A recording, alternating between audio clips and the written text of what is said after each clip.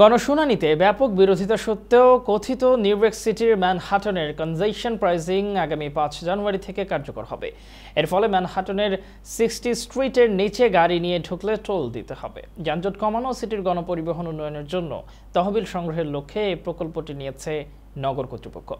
Pick আওয়ারে EZ pass থাকলে প্রতি গাড়ির জন্য টোল $9, ভোর 5টা থেকে রাত 9টা পিক আওয়ার, রাত 9টার পরে $2.25। ক্রমে এই টোল আরও বৃদ্ধি হবে বলে পরিকল্পনায় রয়েছে।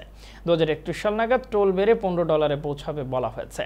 ট্রাক ও বাণিজ্যিক যানবাহনের জন্য টোলের হার বেশি নির্ধারণ করা হয়েছে। অফ পিক সময়ে ঢুকলে ডিসকাউন্ট রয়েছে, নিম্ন আয়ের মানুষের জন্য ছাড় আছে। বার্ষিক $50,000 কম আয়কারীরা প্রতি মাসে প্রথম 10টি ট্রিপের পরে সব ট্রিপে 50% ছাড় পাবেন। এই 50% ডিসকাউন্ট প্রার্থীদের ইজেড পাস ব্যবহার করতে হবে এবং প্রুফ অফ ইনকাম দেখিয়ে আবেদন করতে হবে। ইয়েলো ট্যাক্সি, উবার, লিফট ইত্যাদি সহ ভাড়ার যানবাহন এবং কিছু বাস সার্ভিসের ক্ষেত্রে ব্যতিক্রম থাকবে। এরা এই কনজেশন প্রাইসিং এর আওতায় পড়বে না। প্রতিবন্ধীদের জন্য বিশেষ ছাড় থাকবে।